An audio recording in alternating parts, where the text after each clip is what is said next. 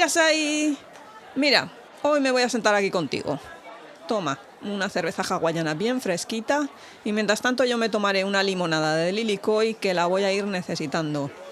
Hoy será la primera parte de un tema complicado, la detención ilegal de japoneses y americano-japoneses en Estados Unidos durante la Segunda Guerra Mundial. Así que, sin más dilación, que suene la música.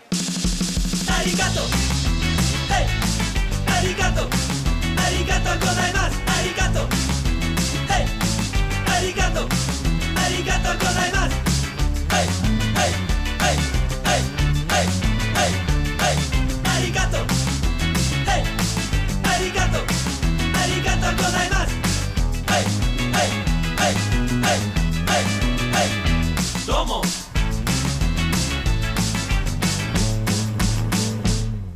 Hola gente, aquí Kitsune, vuestra anfitriona de historias de una izakaya, hoy con un tema complicado. Sobre este tema hace muchísimo que quería hablar. Al principio me planteé escribir algún artículo en mi blog. Después un amigo japonés me dijo que si quería hablar sobre ello. Le dije que era un tema muy controvertido y que no me apetecía meterme en según qué jardines. Pero a raíz del programa que hice sobre la inmigración china en Estados Unidos, yo creo que para completar esa temática hay que hablar sobre lo que sufrieron los ciudadanos americano-japoneses durante la Segunda Guerra Mundial en este país. Creo que a estas alturas, si no lo sabéis, bueno, lo vais a saber ahora. Yo vivo en Estados Unidos, soy ciudadana estadounidense. Además vivo en California, que es una zona muy relacionada con el tema que voy a tratar hoy. En una parte de California que está muy cercana a algunos de los sitios donde se lió parda. En alguna ocasión he podido hablar con descendientes de estas personas de las que voy a hablar hoy. Con lo cual, pues cuando tengo que hablar de este tema o cuando tengo que sentarme a escribir sobre este tema, entro en dos modalidades. La primera es que se me llevan los demonios. La segunda es que entro en un modo de llanto compulsivo. Con lo cual, pues hoy no quiero entrar en ninguno de esos dos modos cuando intento explicaros este tema. Pero bueno, que me voy por las ramas y hoy hay mucho que hablar y mucho que contar sobre este particular. Si yo me pusiera a preguntarle a la gente que más o menos está enterada de esto, ¿cuál es el relato de los hechos? La mayoría lo que me dirían sería, bueno, esto va de que el 7 de diciembre de 1941 llega a Japón, bombardea Pearl Harbor y entonces Estados Unidos entra en la Segunda Guerra Mundial. Como resultado, los japoneses que vivían en Estados Unidos son encerrados en una serie de campos porque podían ser espías y colaborar con el gobierno japonés. Y bueno, pues una vez acabada la guerra, los soltaron y aquí paz y después gloria, ¿no? Si os queréis quedar con esa versión de la historia, sois muy libres de hacerlo. Esto ha sido otro monográfico más de historias de una izakaya. Aquí Kitsune, Yané y muy buenas. Pero como sé que sois gente culta, de gustos refinados, fijo que no os vais a quedar solo con esa versión, ¿verdad? Así que vamos a retroceder en el tiempo muchísimo más allá de todo eso del Pearl Harbor y de la Segunda Guerra Mundial y nos vamos a plantar en 1849, la fiebre del oro. Si me habéis sido buena gente, me habéis hecho los deberes y os habéis escuchado el monográfico que hice sobre la inmigración china, a estas alturas sabréis que en ese momento llegan un montón de chinos bajo el reclamo de que en California tú metías una pala en el suelo y sacabas de allí todo el oro del mundo. Y si en tu país estás pasando hambre y te cuentan una de estas, pillas un barco y te plantas donde sea. El problema es que sí algo de oro hubo, pero no para toda esa gente que se plantó aquí a buscarlo, ni siquiera de la calidad que se supone que tenía que tener para que fuera medianamente útil. Así que los chinos empezaron a trabajar en toda una serie de trabajos que los blancos no querían o cobrando una serie de sueldos que los blancos no admitían. Como dije, esa expresión que utilicé en el anterior monográfico, ¿Os suena? Para que os hagáis una idea, en 1870 el 10% de la población de California era china. Y se sabe que al menos 10.000 trabajadores chinos se lo curraron echando línea férrea para la Union Central Pacific Railroad en 1869, que es la línea férrea esta de las pelis que sale, que hicieron, que cruzaba todo Estados Unidos. Normalmente lo que pasa es que siempre sale pues el John Wayne o quien sea y no ves al chino, pero en realidad tendría que ser todos chinos. Creo que hay una película de Jackie Chan que va de eso. Bueno, ese es el tema. Un montón de gente procedente de China currándoselo mucho por 4 duros y aún encima ya os comenté en el monográfico anterior que no podían ni siquiera abrir una cuenta bancaria, con lo cual el poco dinero que ganaban lo tenían que llevar encima. No os quiero contar todo el tipo de abusos, robos, estafas en las que podían verse envueltos. Que la gente en internet muchas veces hace el cachondeíto con la frase esta de se quedaron con nuestros trabajos y viene de este momento. Porque llega una crisis económica, os suena, y los blancos se rebotan. Se rebotan tanto que acusan a los chinos precisamente de eso.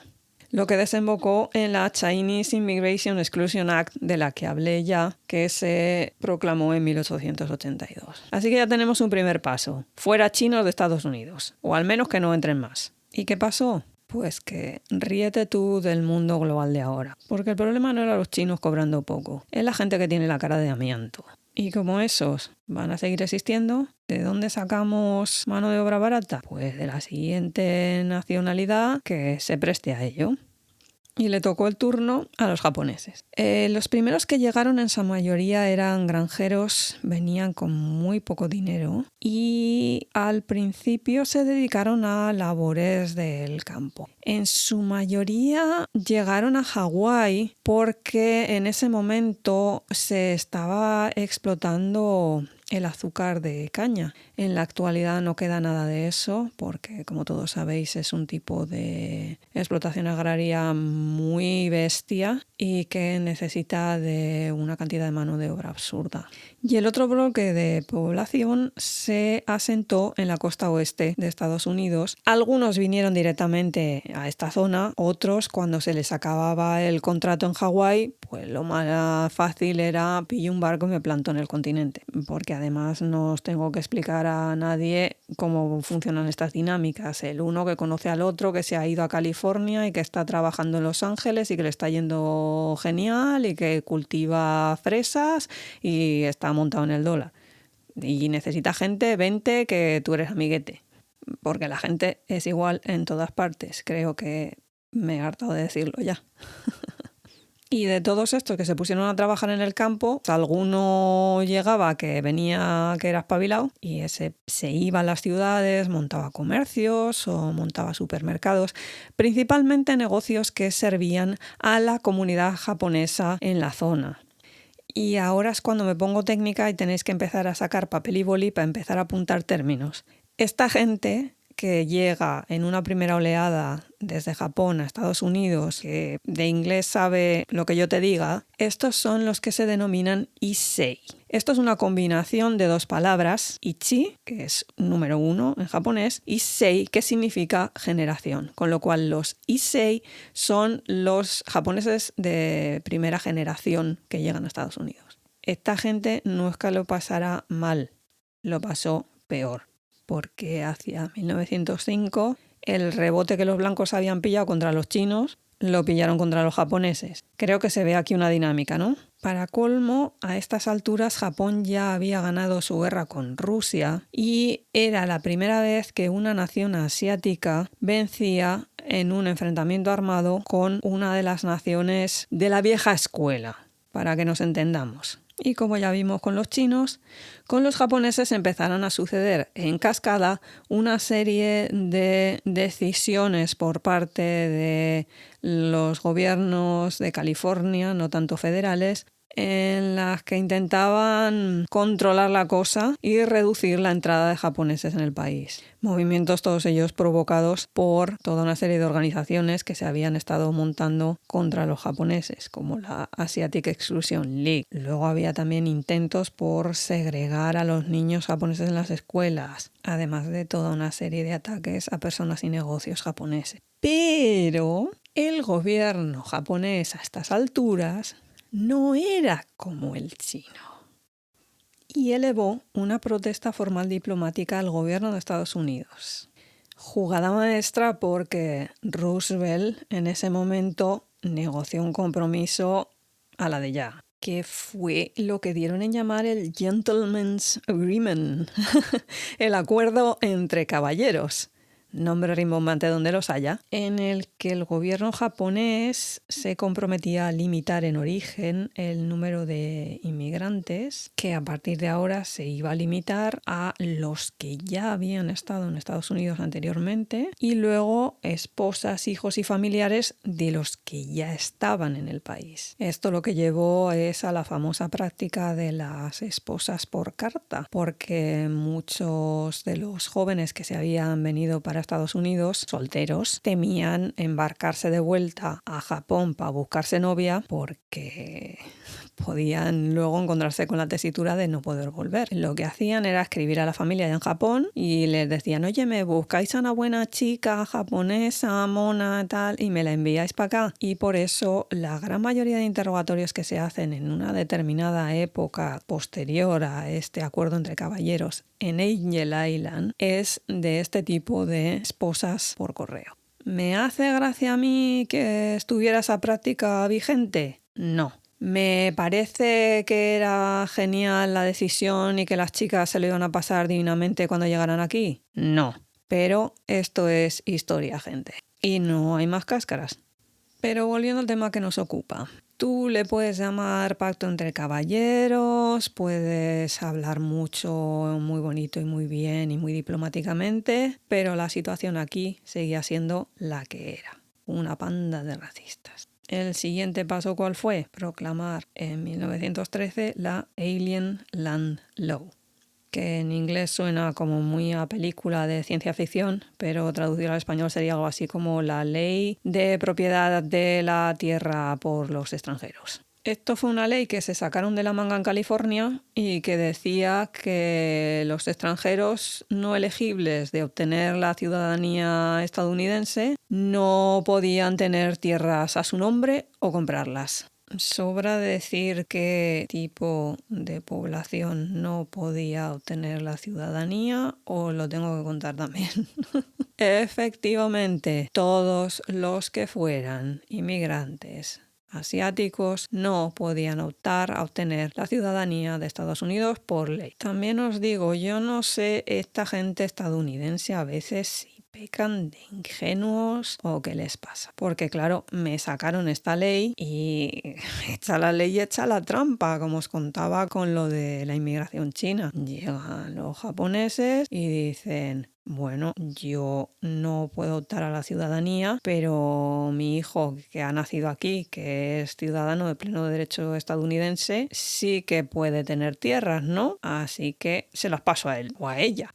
Si se tenían todo hijas, pues oye, a la hija de turno que le tocara. Atención al tema. Esto de que no podían obtener la ciudadanía era porque en la 14ª enmienda de la Constitución de los Estados Unidos, ahora que tanto se habla de todas estas cosas, solo reconocía a blancos y descendientes de africanos como elegibles a la hora de conseguir ser ciudadano en este país. Que esto también parece muy sencillo. No lo era tanto en según con momentos determinados de la historia de Estados Unidos, porque ponte a definir quién era blanco. Ha habido épocas en las que alemanes e italianos no se consideraban dentro de lo que es la categoría de blancos. Y lo de descendientes de africanos creo que no merece la pena que me ponga yo aquí a explicaros porque es de sobra conocido. Que no es que los Sisei no lo intentaran, pero en 1921 esta enmienda se vio legitimada por la Corte Suprema cuando se le denegó la ciudadanía a Takao Ozawa. Pero vamos, que lo mismo hubiese dado porque las cosas seguían escalando más y más. En 1924 el gobierno ya no se corta un pelo y saca la Immigration Act, que directamente prohibía la inmigración japonesa. Eso por parte de las instituciones gubernamentales. Socialmente os podéis hacer una idea. Como además los japoneses habían conseguido cultivar una serie de tierras que la población blanca había dado por perdida o muy difícil de cultivar o lo que sea, les había salido bien, les iba bien la cosa, los comercios que habían abierto pues estaban bien, limpios, con gente educada, con toda una serie de cosas y productos que a lo mejor no podías conseguir en otro lado. Os podéis hacer una idea de cuál era el panorama a futuro. Que con esto quiero volver a insistir. Ríete tú de las campañas de desinformación y demás que tenemos ahora. Vale, no tenían Twitter, no tenían Internet. El daño a lo mejor no podía ser tan global, pero esta gente a través de revistas, artículos, el peligro amarillo, Japón militarizado, etcétera, etcétera. Esta gente son células dormidas aquí que lo que vienen es a cualquier día de esto rajarnos a todos y quedarse con el país y nuestras mujeres y nuestras hijas, que para colmo esta gente aún encima no tiene los valores occidentales, judeocristianos, de los que partimos todos, nuestros padres fundadores, etcétera, etcétera. Así que previo a la Segunda Guerra Mundial y todos estos follones, en la costa oeste de Estados Unidos se estaba creando un juguillo y una salsa sabrosa, pero sabrosa de verdad, con ingredientes en parte crisis económica, en parte racismo puro y duro. Pero ahora que ha quedado todo medianamente claro, vamos a meternos en el follón de Pearl Harbor. El problema es que el follón de Pearl Harbor no es el follón del 7 de diciembre de 1941. Eso es la excusa. Así que si me lo permitís, retrocedamos otra vez. No vamos a entrar todavía en diciembre. Vamos a quedarnos en verano del 41. Aunque daba, para el invierno y para las navidades. Por lo pronto en ese momento Estados Unidos estaba sometiendo a un embargo de petróleo y metales a Japón. Así que no estaba en la guerra, pero algo estaba haciendo. Eso lo hemos sabido siempre de sobra. Y lo sabían ellos, y lo sabían el enemigo, y lo sabía todo el mundo. Otra cosa era todo el paripé que quisieran hacer, diplomático, administrativo y demás. Y dentro de todo ese paripé estuvo el que la administración Roosevelt encargó un informe al Departamento de Guerra para que les averiguara si era posible realizar el traslado masivo de población americano-japonesa asentada en la costa oeste a campos de internamiento en caso de que los Estados Unidos entraran en guerra con Japón. Vuelvo a decir para que nos situemos. Verano del 41.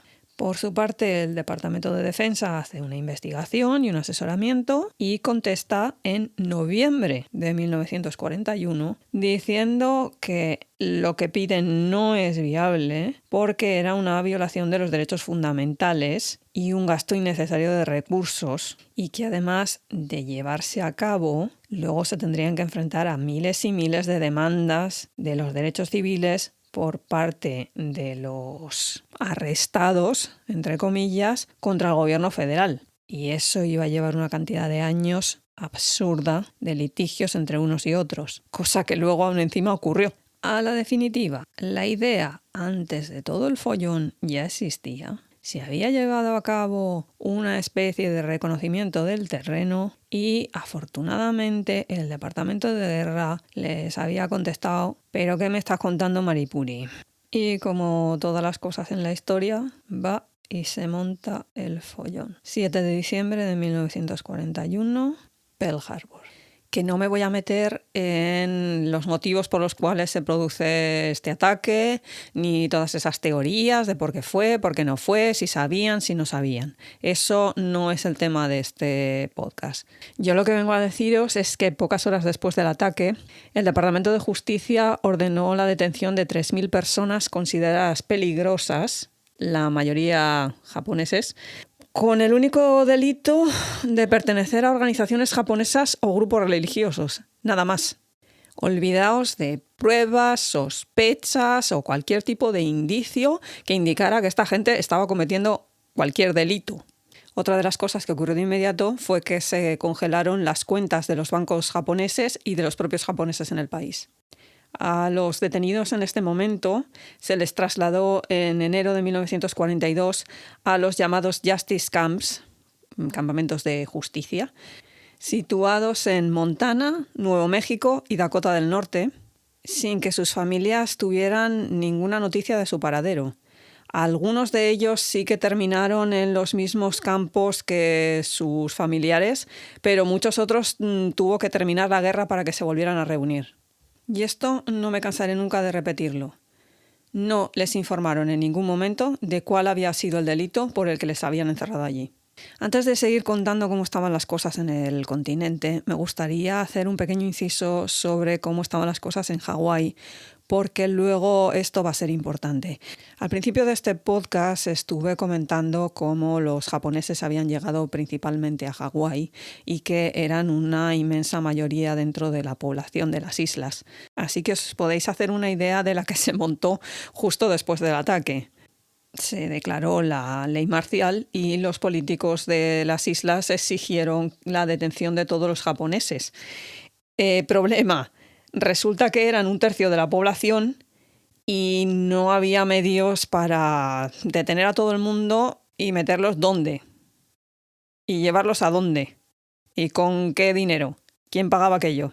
Al final, a lo máximo que llegaron fue a detener a 1.500 y los enviaron al continente, no se los quedaron allí. Pero volvamos a poner el foco en la costa oeste y a acordarnos de lo que mencionaba antes sobre el informe de aquel verano de 1941 en el que el Departamento de Guerra había dicho que los japoneses de la zona no tenían ningún tipo de traza de levantarse contra el gobierno ni de provocar ningún tipo de altercado. Un informe que luego además se vio apoyado por el FBI de Edward Hoover, que lo que le vino a decir a la administración Roosevelt es que ya se encargarían ellos de vigilar a ver si había algún tipo de movimiento extraño, pero que por ahora no habían detectado absolutamente nada y ya se habían dedicado a detener a los posibles cabecillas de un eventual alzamiento de los japoneses de la costa oeste. Pero como todo en esta vida, empiezan a aparecer una serie de gente que mejor que se hubieran quedado en su casa. Muy majos todos ellos y para nada conspiranoicos, para nada. El primero, el gobernador de California, Earl Warren. Este fiera, junto con los gobernadores de los estados de Oregón y Washington, empezó a presionar a la administración Roosevelt en D.C. Los argumentos pues ya os los podéis imaginar. Para que veáis de qué pie cojeaba tal Warren, este es el de la comisión Warren que tenía que investigar lo del asesinato de Kennedy en el 63. Sí, este. Así que imaginaos los pedazos de resultados que podían salir de una comisión dirigida por este tío. Pero sigamos con la lista. El general John L. DeWitt. Este era el comandante en jefe de la Defensa Oriental y este no pierde el tiempo, porque el 21 de enero de 1942 le recomendó al secretario de Guerra Henry Stinson que creara unas zonas prohibidas para los japoneses y luego unas zonas más grandes y estas restringidas en las que los japoneses estuvieran vigilados. Cuidado que esta idea al fiscal general Francis Biddle le pareció hasta bien, con lo cual DeWitt ya ha crecido, ya ha lanzado. Tan lanzado que el 9 de febrero del 42 ahora ha modificado el plan y ya plantea zonas más amplias en Washington y Oregón, que incluían Portland, Seattle y Tacoma. A lo que el fiscal general le dice, mira, creo que esto sí que va a ser que no. Y se bajó del carro completamente. Junto con el fiscal, otro que lo vio venir fue Hoover, que casi que le vino a decir a DeWitt, pero ¿qué me estás contando? A ti lo que te pasa es que eres un racista de mierda. Para que lo diga Hoover, tela. Pero si os pensáis que después de eso va DeWitt y se corta un pelo, para nada. Va y declara, la raza japonesa es una raza enemiga. Y se quedó tan ancho. A ver, que lo estoy pintando como si DC fuera un nido de víboras en ese momento, que normalmente lo es. Pero aún quedaba gente decente. Por ejemplo, el 17 de febrero de 1942, Weddell, el fiscal general que os comentaba antes, intentó convencer a Roosevelt de que no era necesario la detención masiva de japoneses y le apoyó el general Mark Clark, que también opinó que un arresto masivo era una labor completamente inútil y que no había ningún peligro de nada. Lamentablemente los unicejos ya le habían comido bastante la oreja a Roosevelt y este puenteó al Departamento de Justicia y le dio carta blanca al ejército, pero sin pasarse mucho, ya sabes. Y así llegamos al 19 de febrero de 1942, en el que se aprueba el Decreto Ley 9066. Tampoco es que ese documento dijera mucho, simplemente permitía al secretario de Guerra el designar una serie de zonas prohibidas por su interés estratégico militar. Si os leéis el documento, es muy interesante porque en ningún momento hace referencia a ningún tipo de raza, nacionalidad. Simplemente habla de que una vez establecida esa zona, habrá que evacuar, entre comillas, eso del evacuar, a la gente que vive en ellas y, evidentemente, el gobierno, en este caso el Departamento de Guerra, tendrá que proporcionarles alojamiento, el desplazamiento y toda la serie de servicios que se necesitaran. Hasta ahí, pues mira, es una ley que responde a una necesidad en un momento de guerra que el presidente considera que tiene que cubrirse y punto pelota, no hay más.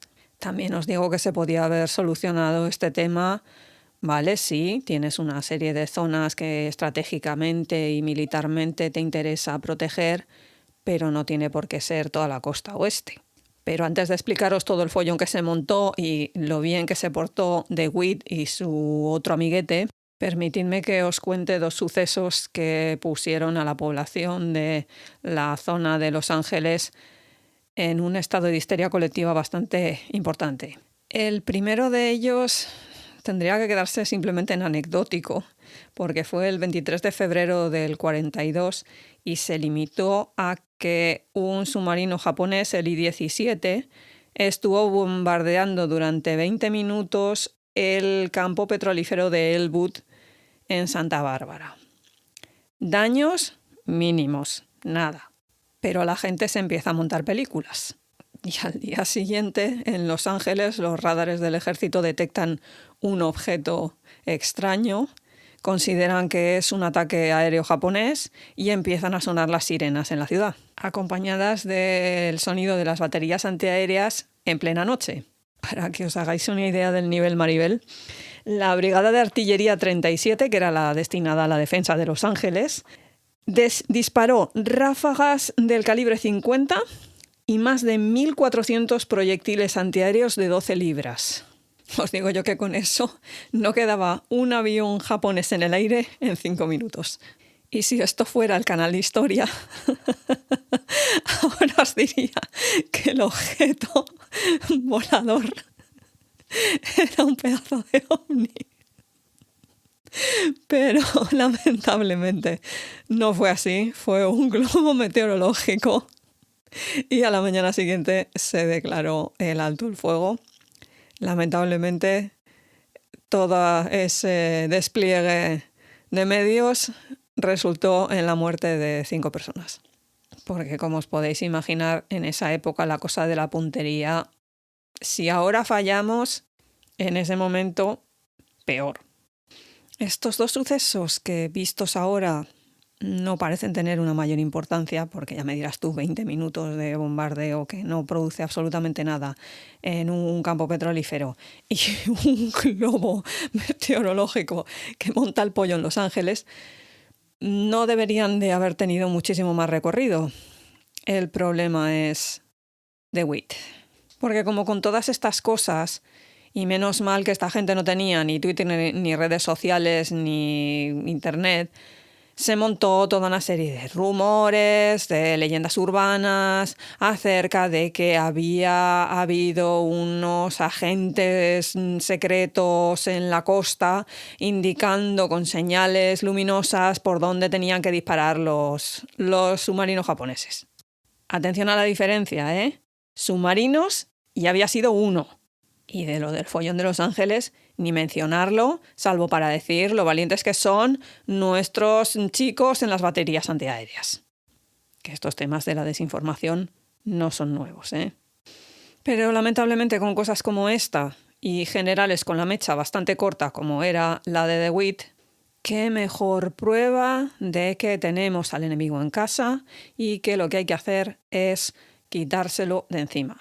Y para ello, qué mejor que utilizar ese pedazo de decreto ley que acababa de sacar el presidente de los Estados Unidos, la 9066. A partir de ahí, el follón padre. ¿Por qué? Pues porque el 2 de marzo de 1942, DeWitt designa una serie de zonas en las que se divide el estado de Washington, el de Oregón, California y parte de Arizona en dos zonas militares, unas prohibidas y otras restringidas, un poco siguiendo el plan que él tenía en mente hacía bastante tiempo. Todas las prohibidas correspondían a la zona de costa de los correspondientes estados y las restringidas eran hacia el interior. La idea era que los japoneses voluntariamente se trasladaran de las zonas prohibidas a las zonas restringidas. Y como era una cosa voluntaria, el ejército y el Estado no tenía por qué darles un duro. Problema: los japoneses tenían congeladas sus cuentas bancarias, con lo cual ya no tenían un duro. Aparte que la división de la zona 1 y la zona 2, la restringida, la prohibida, allí no se aclaraba ni Dios cuál era la militar, cuál no era, dónde podías vivir. Aquello era un follón. Afortunadamente para algunas familias descendientes de japoneses existía todavía esa maravillosa economía del colchón en la que algunas de las familias alguna cosita tenían en casa y pudieron permitirse el lujo de trasladarse a zonas más al interior del país. Lo que pasa que muchos estados consideraron que la costa oeste lo que estaba haciendo era deshacerse de un problema, que además era verdad, y mandárselo a ellos. Con lo cual muchas veces esta pobre gente, en el momento en que llegaban al borde de alguno de los estados donde se iban a trasladar, tenían que darse la vuelta porque o se encontraban con la policía que no les dejaba pasar, totalmente ilegal eso, o no les vendían gasolina, totalmente ilegal eso, o se encontraban carteles en plan: japoneses, volveros a vuestro país. ¿Os suena?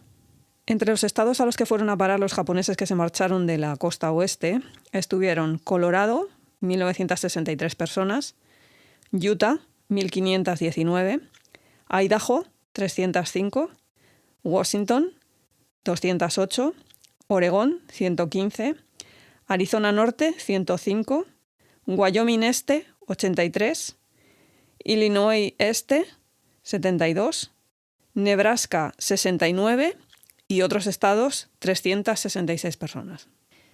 Y la cosa se hubiera quedado aquí si no hubiera entrado en el chat el general Karl Vedetsen, que este tipo era un figura. Permitidme que os explique un poco de dónde venía porque merece la pena. Vedetsen, que en realidad su apellido era Vedetson, era hijo de una familia de judíos lituanos de primera generación. Para que nos aclaremos, recién llegaditos a Estados Unidos. Y parece ser que al general le debía descocer ese tema o algo, o le debía dar vergüenza, o yo qué sé. La cuestión es que de Vedetson se cambió el apellido a Vedetsen porque pretendía hacerse pasar por descendiente de una familia de leñadores daneses que habían llegado al país en 1640. ¿Problemas de identidad anyone? Y aquí nuestro amigo Vedetsen se reúne con DeWitt y le dice: mira, me parece que tu plan es un poquito flojo. Hold my beer. se sienta en una mesa con papel y lápiz y le diseña un plan para detener y encarcelar a todos los descendientes de japoneses o japoneses que hubiera en la costa oeste.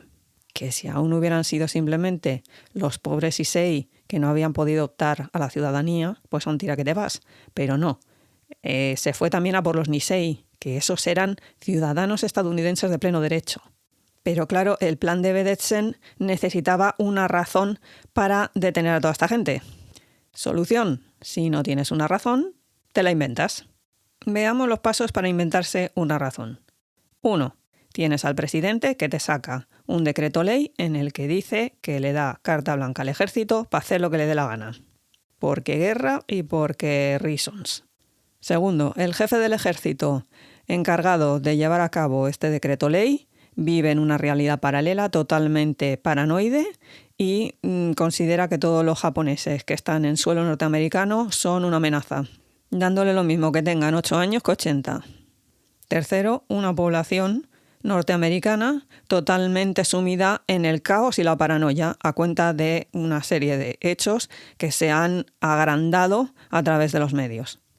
Resultado: 21 de marzo de 1942, fecha en la que el Congreso de los Estados Unidos aprobó la Ley Pública 77-503, que criminalizaba a todo aquel que se resistiera al cumplimiento de la 9066. ¿Esto qué significaba? Pues que si en el nuevo plan de Vedetsen el sitio donde tú vivías era considerado por el ejército estadounidense como un lugar de importancia estratégico-militar, tú tenías que agarrar tus cosas y largarte. Y si no lo hacías, eras considerado un criminal. Siguiente paso. La Administración Civil de Control de Guerra emitió 108 órdenes de expulsión de zonas militares de importancia estratégica durante los 5 meses siguientes. Y ahora esto ya no era un traslado voluntario. Aquí se detuvo y se encarceló a 120.000 japoneses norteamericanos en la costa oeste, sin juicio y sin ningún tipo de procedimiento legal. Cuando llegaba un tipo de orden como esta a una zona determinada, tenían una semana para arreglar sus asuntos, es decir, vender su casa, vender su coche, vender todas sus pertenencias y presentarse un día determinado a una hora determinada. 1, para registrarse y que les concedieran un número. 2, para acudir al muelle, estación de tren, estación de autobuses, donde se les iba a recoger y dirigirlos a un sitio que no sabían dónde iba a estar, qué pinta iba a tener, ni cuánto tiempo iban a estar. En todos los lugares en los que había población japonesa empezaron a aparecer una serie de carteles y muchas de las familias empezaron a recibir unas cartas con el siguiente texto. Leo solamente parte del mismo. Instrucciones para todas las personas de ascendencia japonesa. Se deberán de seguir las siguientes instrucciones. 1. Un miembro responsable por cada familia, preferiblemente el cabeza de familia o aquella persona a cuyo nombre esté la propiedad de la vivienda, y cada individuo que viva solo, debe de presentarse en el Centro de Control Civil para recibir más instrucciones. Esto deberá de realizarse entre las 8 a.m. y las 5 p.m. del sábado 23 de abril de 1942 o entre las 8 a.m. y 5 p.m. del domingo 26 de abril de 1942. 2. Los evacuados deberán de llevar consigo al centro de reunión los siguientes objetos. A. Cama y sábanas, no colchones, para cada miembro de la familia. B. Elementos de tocador para cada miembro de la familia. C. Ropa extra para cada miembro de la familia. D. Cuchillos, cucharas, tenedores, platos, cuencos y tazas suficientes para cada miembro de la familia. E. Objetos personales esenciales para cada miembro de la familia. Todos los objetos deberán ser empaquetados, atados y claramente identificados con el nombre del dueño y el número adjudicado por el Centro de Control Civil. El tamaño y número de paquetes estará limitado a lo que pueda transportar cada individuo o unidad familiar. 3. No están permitidas las mascotas. 4. El Gobierno de Estados Unidos, a través de sus diferentes departamentos, proporcionará lugares de almacenamiento bajo la única responsabilidad de sus dueños para almacenar objetos del hogar de tamaño considerable, tales como neveras, lavadoras, pianos y otros muebles de gran tamaño. Los utensilios de cocina y otros objetos de menor tamaño se aceptarán para su almacenamiento si están convenientemente embalados e identificados con el nombre y la dirección de sus dueños. Solo el nombre y la dirección serán utilizados por la familia. 5. Cada familia o individuo que viva solo le será proporcionado un medio de transporte para llegar al centro de agrupamiento o será autorizada a desplazarse al mismo con su propio automóvil, en grupo, bajo supervisión. Todos los detalles relacionados con dicho traslado deberán ser comunicados al Centro de Control Civil previamente. Qué bonito todo y qué cantidad de pi. Porque de eso la mitad es mentira y la otra mitad también. Vamos a analizar cada uno de los puntos. 1. Plántate en tal sitio a tal hora y nos cuentas toda tu vida, milagros y quiénes forman parte de tu familia. Y entonces nosotros te daremos un numerito. Pero vamos a ver. Estamos hablando de un país como Estados Unidos en el que a día de hoy, año 2022, todavía hay gente que no tiene ningún tipo de identificación. Porque, oh Dios mío, me va a controlar el Estado. Estamos hablando de un país donde hay toda una serie de gente que se ha negado a ponerse la mascarilla ante una pandemia de nivel mundial porque my freedoms. Punto número 2. Que te lleves esto, lo otro, lo de más allá. Ropa extra para cada uno de los miembros de la familia. Sin que te digan ¿a dónde vas? ¿Qué clima va a hacer? ¿Por cuánto tiempo? Teniendo niños pequeños en casa o personas mayores a tu cuidado, etcétera, etcétera. A cualquier persona con 2 dedos de frente, esto le representa un infierno logístico considerable. Y si no, yo os pregunto, gente que tenéis hijos, gente que os vais de vacaciones con la familia, ¿cuánto cuesta movilizar a todo el personal cada vez que os vais de vacaciones a algún lado? Y estoy hablando de irse de vacaciones. Aquí estamos hablando de que te largan de tu casa, vete tú a saber dónde. Estuve escuchando al respecto algunos de los testimonios de los que vivieron esta etapa y una de las entrevistadas comentaba que enseñándole a una amiga las fotografías que habían tomado antes de subirse al autobús para que los llevaran a saber Dios dónde, su amiga se quedó impresionada porque iba todo el mundo tan arreglado. Y ella le dijo, mira, cuando tú te tienes que subir en un autobús, no sabes a dónde te llevan y te tienes que llevar todo lo que tengas, que te quepa en una maleta y que puedas llevar contigo, lo primero que haces es ponerte 1.000 millones de capas y la última, tus mejores galas. En fin, permitidme que me ría por no llorar. En serio, es solo por eso. Lo del tema de los platos, tazas y sábanas es que ni me meto porque es que ni merece la pena. Sí que hay testimonios de que algunas de las señoras de la casa, ante la tesitura de tener que malvender su vajilla o tener que embalarla y vete tú a saber a dónde iba a terminar, lo que hicieron fue directamente romperla. Esos son señoras con ovarios y lo demás cuentos. Objetos personales esenciales. ¿Qué decides llevarte como objeto personal esencial después de toda una vida? ¿Qué le haces escoger a un niño para que se lleve? ¿Qué haces? ¿Qué haces? ¿Qué haces con tu casa? ¿A quién se la vendes? ¿Cómo se la vendes en el término de una semana? ¿Cómo te aseguras no solo que tu casa va a seguir ahí, sino que tus cosas van a seguir ahí Vete tú a saber cuándo, porque no sabes cuándo vas a volver. Si cada vez que te marchas una semana o un mes de viaje es un follón el tener que encontrar a alguien que le dé de comer a los peces, que pase a echarle un vistazo al gato, que te saque al perro. Imaginaos una casa entera durante años. Por no decir que evidentemente pues mascotas no. ¿Qué haces con tu perro? ¿Qué haces con tu gato? ¿Qué haces con tus plantas? ¿Qué haces? Y estoy hablando solamente de la casa. Imagínate tú si tienes una explotación agrícola o tienes un negocio. ¿Qué haces? A ver, hubo una serie de gente que contrató los servicios de un bufete de abogados y les conservaron algunas de las posesiones que tenían. Algunas veces, no siempre, hubo gente a la que el gabinete de abogados les salió muy rana. Otros consiguieron que algunos amigos les guardaran cosas, amigos que no siempre resultaron ser buenos amigos, porque luego cuando volvieron se encontraron que, mira, es que como no sabía cuándo ibas a volver, pues lo he vendido todo. Ah, vale, gracias.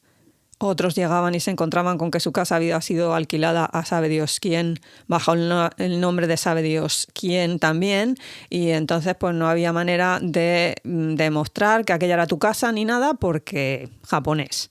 Gente que tuvo que acampar en el césped delante de su casa porque el fulano, familia o lo que sea que se les hubiera metido en su domicilio no se largaba de allí. Y la policía, en vez de montarle el follón al fulano que no se largaba, le montaba follón a la pobre familia que estaba metida en una puñetera tienda de campaña. Otra gente tuvo un poquito más de suerte y le encomendó sus objetos personales a iglesias y asociaciones religiosas que más o menos cumplieron, pero no todas, tampoco os creáis. Respecto al tema de las mascotas, vamos a ver si hay alguien aquí que es muy sensible con este tema. Por favor, saltaos los próximos minutos, porque ¿qué pasó con las mascotas de esta gente? En la mayoría de casos las tuvieron que abandonar. En uno de los testimonios hay una señora que habla que en ese momento ella era una niña y el perro de la familia lo tuvieron que dejar por allí. Posteriormente se enteraron que a la semana el perro había desaparecido, probablemente muerto. Para la gente que esté pensando ahora, pero se lo podían haber dejado a alguien o haberlo llevado a un refugio, a una asociación.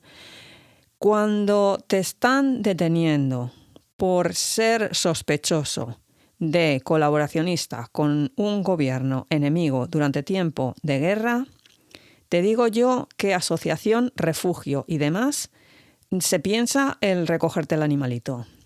O que amigo te lo acepta sin saber si vas a volver, no vas a volver, o si alguien en su barrio les va a tachar también de amigo de la gente esta.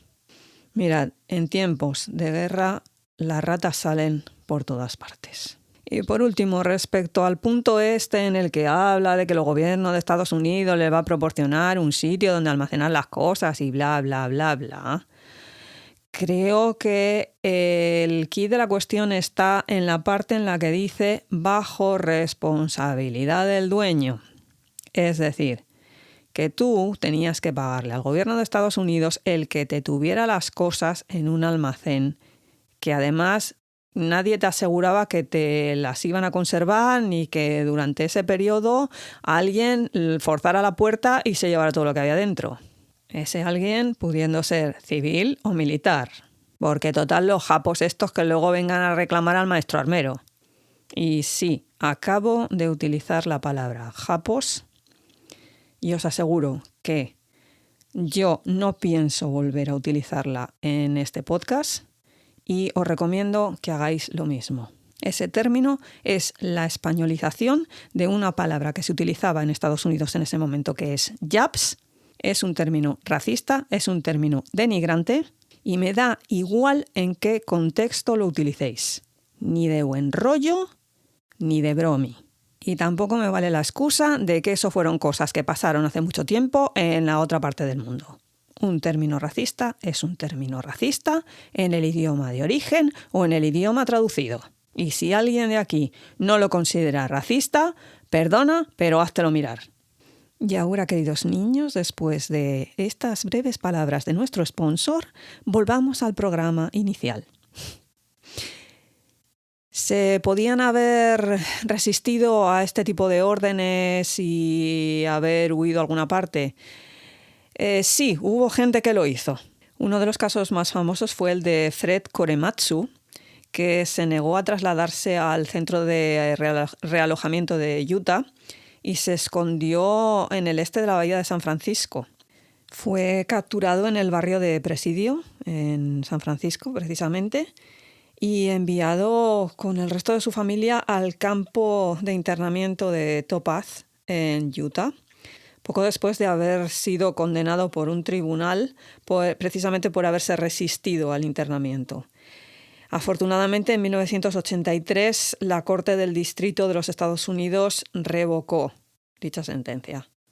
A buenas horas mangas verdes, lo sé, pero al menos que no constara como que era un criminal. Ahora no me acuerdo, pero hubo otro que se consiguió huir a la costa este de Estados Unidos y ese se dedicó a recorrer medio país exigiendo que se consideraran los derechos de los ciudadanos estadounidenses de origen japonés. ¿Qué pasó con el resto? Pues el resto fueron en una primera fase llevados a una cosa que llamaron centros de acogida, normalmente improvisados en los terrenos de las ferias de según qué sitios o en los hipódromos de según qué otros, en la mayoría de casos en tiendas montadas de mala manera, en otros casos habían pintado las cuadras y habían metido familias enteras en cada uno de los establos. Estos centros de acogida estuvieron en Fresno, Marysville, Meyer, Merced, Owens Valley, Parker Dam, Pinedale, Pomona, Portland, que también se denominaba como Camp Harmony, Sacramento, Salinas, Santa Anita, Stockton, Tanforan, Tulare y Turlock. En concreto os puedo hablar de Salinas, que es un sitio que está medianamente cerca de donde yo vivo. He pasado alguna vez por delante. Encerraron a la gente en el sitio donde realizan los rodeos, todavía está allí. Con motivo del 80 aniversario este febrero de 2022 pude intercambiar una serie de mensajes con una chica que es descendiente, es bisnieta de americano-japoneses que estuvieron encerrados en Salinas. La familia volvió al lugar después de la Segunda Guerra Mundial y ella me comentaba la gran ironía que fue el que cuando se graduó del instituto la celebración de entrega de diplomas fue precisamente allí. Pero para situarnos un poquito mejor y llevar una línea temporal muchísimo más clara, porque esta comunidad es la que terminó en uno de los campos más famosos, voy a hablar de la comunidad americano-japonesa que vivió la primera evacuación. Atención a la palabra, evacuación. Utilizaron esa palabra. Y me refiero a la comunidad que vivía en Bainbridge Island, que esto está situado enfrente de Seattle. Hoy en día hay un monumento que está hermanado con el parque estatal, creo que es, de Manzanar. Para llevar a cabo la evacuación, se expidieron 108 Civilian Exclusion Orders, órdenes de exclusión civil, que afectaron en torno a 1.000 personas que vivían allí. A esta gente se le dieron 6 días para arreglar sus asuntos, empaquetar aquellas cosas que pudieran llevar, para luego montarlos en un barco, cruzar la bahía de Seattle y trasladarlos al campo de acogida que les correspondiera. Esto sucedió el 24 de marzo de 1942. Que para que os hagáis una idea de cómo funcionó la maquinaria militar en este momento, el 2 de junio del mismo año, todos los japoneses estaban bajo custodia militar. Repito, 120.000 personas.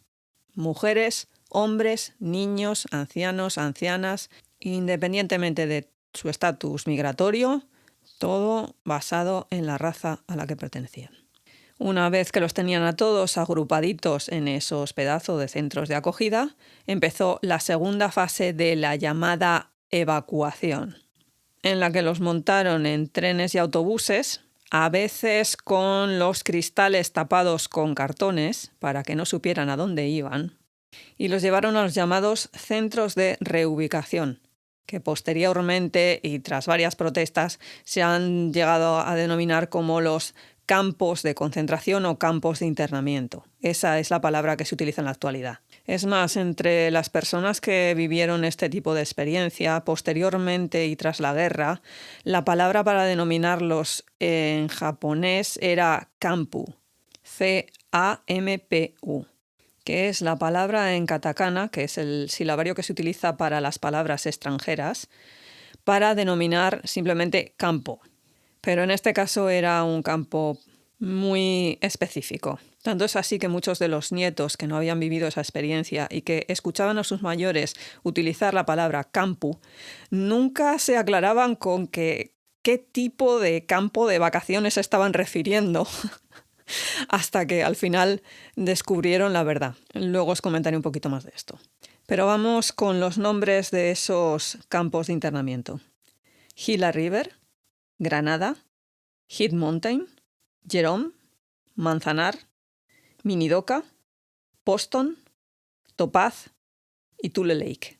Nota al pie, hubo otra serie de campos que creo que algunos se denominaron federales o de justicia o algo así. Tenían que ver con el tipo de problemas que les había planteado el individuo en cuestión al ejército. En la mayoría de casos simplemente por exigir que se cumplieran sus derechos civiles. Otro de los campos que se considera que se encerraba a la gente que había sido problemática fue Tule Lake.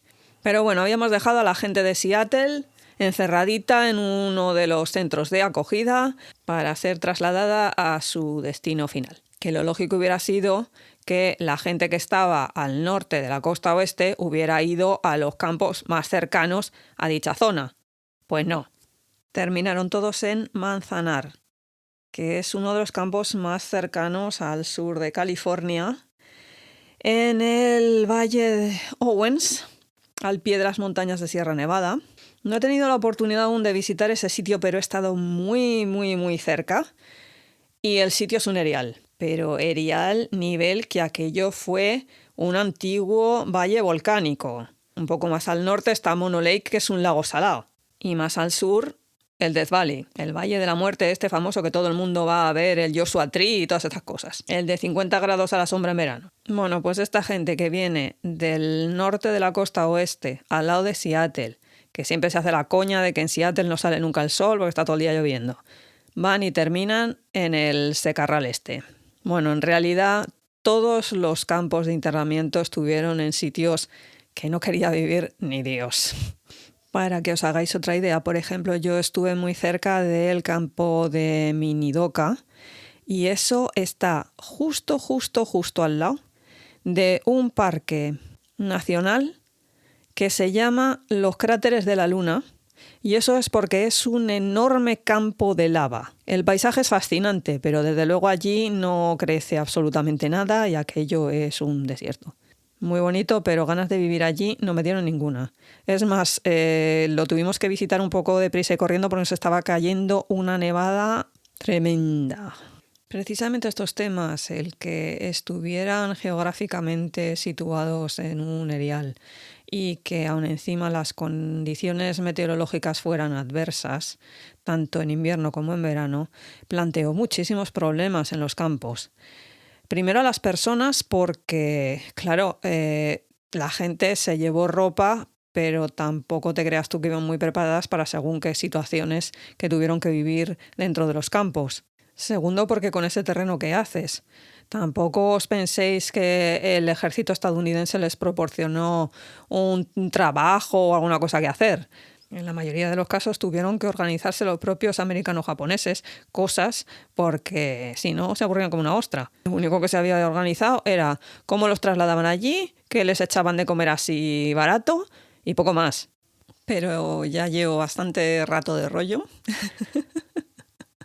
Así que para saber más sobre la vida en los campos, qué pasó después y qué fue de toda esta gente, tendréis que escuchar la segunda parte de este monográfico. Como siempre, os recuerdo que está en vuestra mano no pulsar ese botón que dice seguir porque será vuestro fin.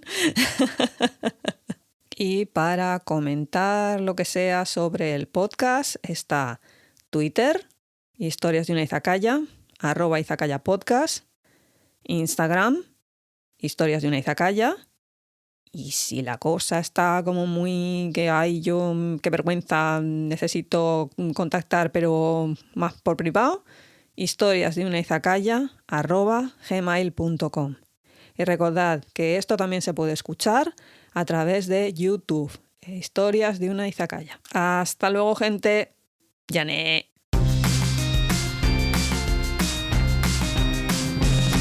Arigato. Hey. Arigato. Arigato gozaimasu. Arigato. Hey.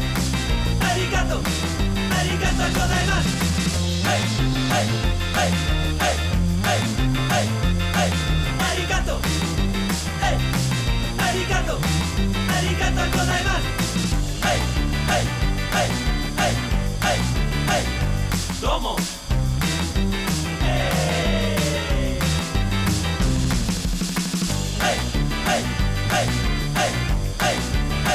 Arigato.